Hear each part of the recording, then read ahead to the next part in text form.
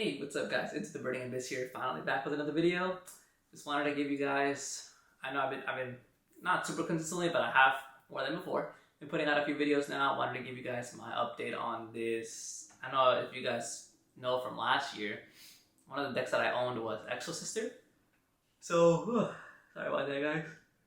A little tired.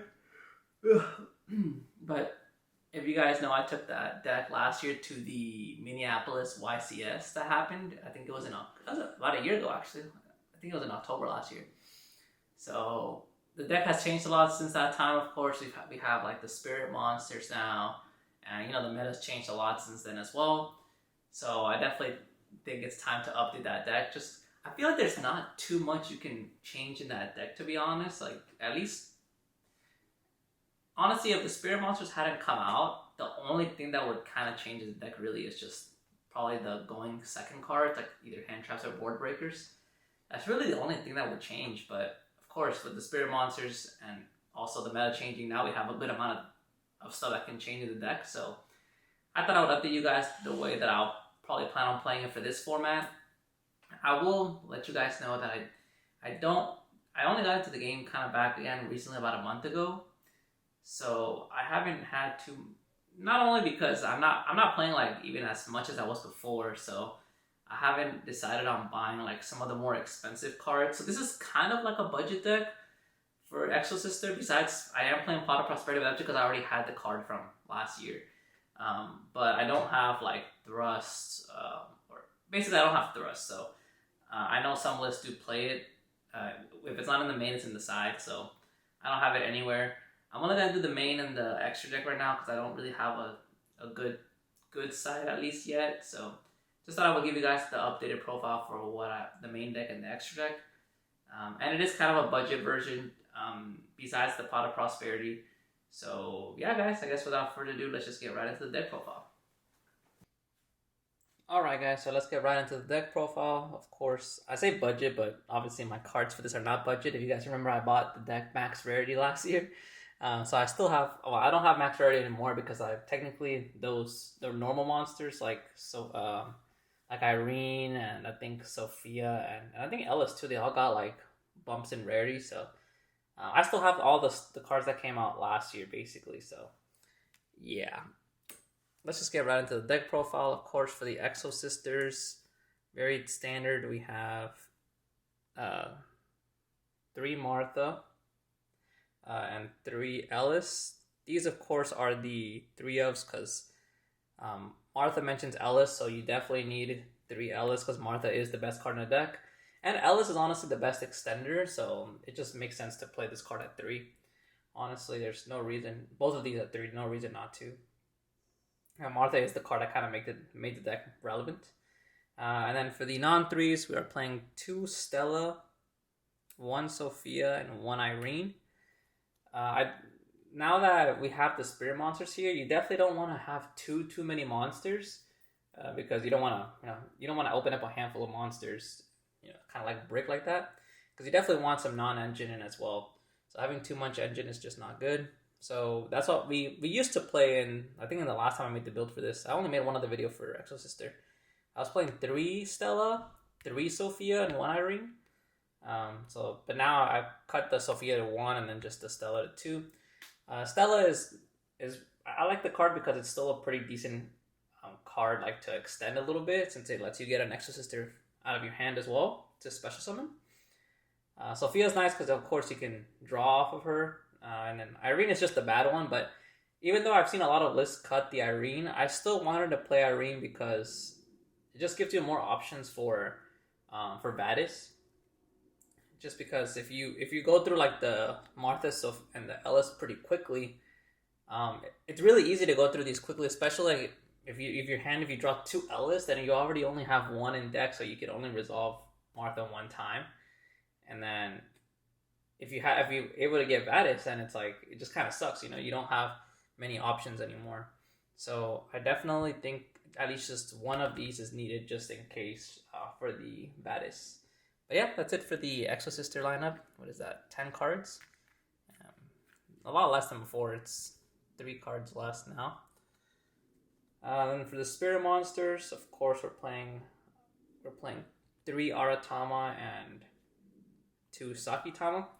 Of course, these cards are pretty good extenders that were added into the deck. It's nice because these gives you more options. Like if your Martha gets interrupted, or if these cards get interrupted, depending on what kind of interruption for this one, then you can, if you have the other one in hand already, then you can kind of keep extending or pushing through. It gives the deck a little bit more like push power through hand traps. But Aratama is like the one card combos, like one card Magnifica. But I mean, it does suck if it gets like impermed or ashed or basically anything. But so you have to be kind of careful depending on what's in your hand, what to do first. But yeah, I think this is the good ratio just because this is the one that like lets you get to this one. So you I think it's fine to have 3 of this one, just 2 of these. I didn't play 3 and 3 just because I felt like that might be a little bit too many monsters. And normally I think 5 in a 40 card list is normally what you normally try to go for when it comes to like normal summons. Then for the rest of the Exosister spell that wasn't Exosister, but for the spell and traps, we got, of course, 3 packs, very standard. We're playing 2 Returnia and 1 Vadis. Again, this has changed as well. Trying to cut back a little bit on the Exosister stuff to make room for more non-engine and for the spirit monsters. I don't think you need. I used to play 2 and 2 last year, but now cut the Vadis down to 1. I definitely think Vadis is. I mean, it's a good card. I think it's a really good card, but I feel like by itself, it doesn't do much. And even though it can be interruption, it's not as versatile as Returnia, where it's like you just have to have an Exosister and you can banish anything in response to anything. But this is really only useful if your opponent moves something out of the graveyard, so it's kind of situational. So I definitely just think you need 1 now. Even though I do think that more graveyard decks are becoming more relevant again because Rise Heart is banned. But I still think 2 and 1 is okay. 2 just because it helps you keep, I guess. If you go into a little bit of a grind game, then having 2 I think helps a lot. And then packs, of course, 3 of, like, you need 3 of that card. Now going into the hand traps, of course, this is the one hand trap that makes this deck even, I think, relevant in the format. 3 Shifter. This deck does not need its graveyard at all, so it's fine. 3 Ash and 3 Imperm are the hand traps of choice. Ash and Imperm you can use under Shifter, so they don't conflict at all, and so I think that's the reason I play them. And yeah, Ash covers a whole lot of decks, whether it's Rogue or Meta, and then Imperm helps you, like, it doesn't play into Talent or Thrust, so that's nice too. I think these are pretty standard, honestly. Most Exosister builds like play these cards because they synergize pretty well together. And then now I'm not playing Thrust, so normally these 3 probably would have been Thrust if I had some, but I decided for the rest of my going second cards I'm playing 3 Book of Moon and 1 Harpy's Feather Duster. The 3 Book of Moon would probably be the Thrust if I had them, but since I don't, I just decided to play another kind of going second card. I like how Book of Moon is pretty versatile. It's good going first or second, since going first you can just set it and it's another interruption.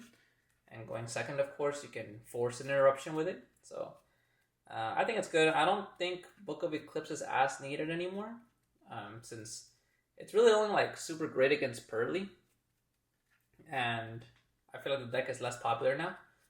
I mean, I guess it could be okay against like Unchained and things like that, but I don't think it's as good into other decks. And now that Rise Heart is banned, and a lot of other decks are coming back into the format.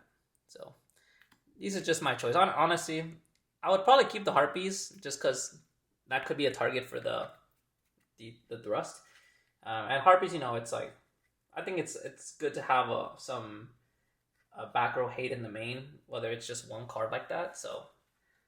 And it could catch people off guard. Like, most people don't expect to put a main deck Harpies, so yeah, I decided to just play it. I had 1 slot left, and I wasn't really sure what to put in there, so I was like, whatever, let's just go with that.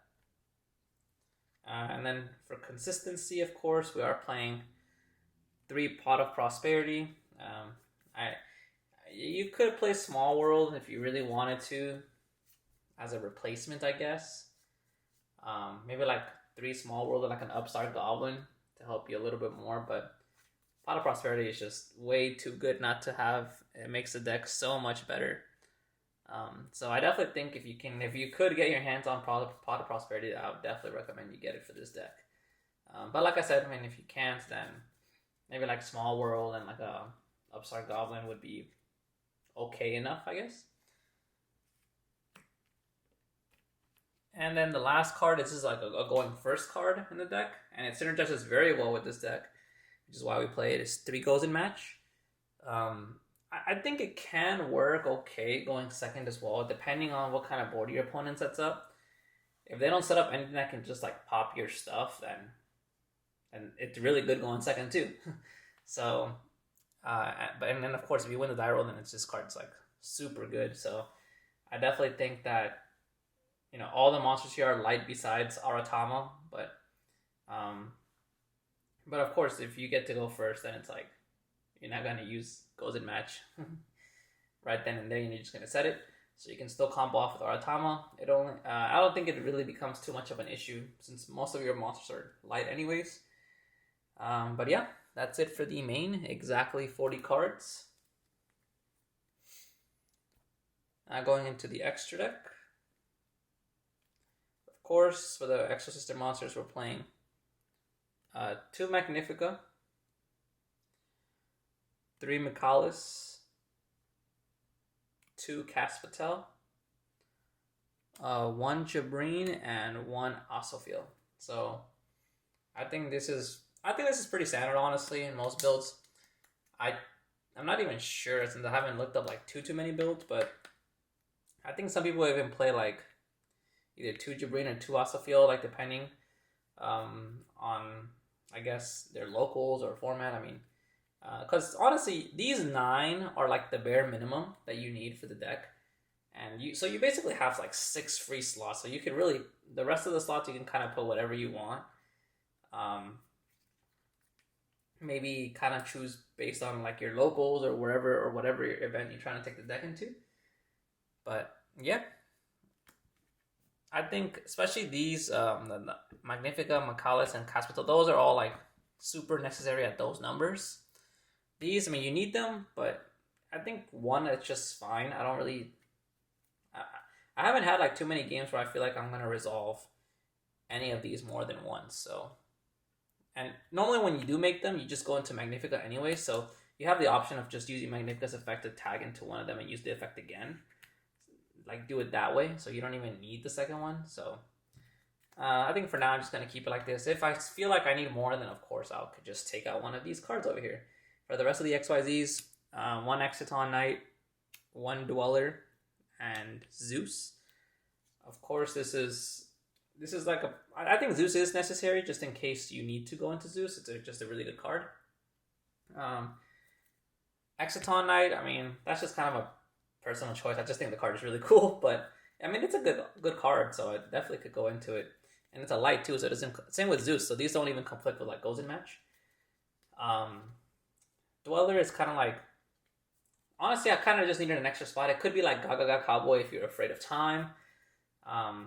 Dweller, I mean, it's another good option to stop like Tear or something like that. So I just thought it'd be nice to have it in here, just in case, And I don't think I have a Gaga Cowboy. If I do, I can't find it. So, like I said, if you want a time card, you could just switch this for a Gaga Cowboy since you already have a card that is basically Dweller as an Exosister monster. So, and then we decided to play some links because, oh wait, I guess another option is you could change this card for the Sky Striker monster, the Link 2. I know a lot of builds use that since it's a really good card as well. It's very generic, so that would probably be the better choice, honestly. But I don't have that card either. And then I am playing a couple links because I don't want the deck to auto lose to D-Barrier, so I am playing the Lina, Celine, and Access Code package. It just gives you another option to go into other cards if you need to. Go in, like basically this, it's pretty easy to go with this combo since they're all light, so you can make a Lina. And then if you just have an extra extender, I mean, you don't want to rely on your opponent having a land monster in the graveyard, but if you have an extra extender somewhere, then you can just make Selene, and then from Selene getting into access code is really easy since all your Exosisters are spellcasters, and you have plenty of spells in the deck to be able to get Selene's effect anyways. So yeah, that's why I am playing this little package here. But again, this really could be anything else if you felt like you needed something for your locals. Like, I think some other options I've seen, like I said, Gaga Cowboy is one of them. I've seen some people play the Sky Striker Link Monster, which I do think it's a good card. I would probably just replace the Dweller with that though, and keep this package if you're only looking to add on the Sky Striker card. But I think some other options that I've seen is like Bagushka. That could be an option as well. So really, it's just up to you. This is just the way that I'm playing it for now. And yeah, guys, that's basically it for the deck profile. I hope you guys enjoyed.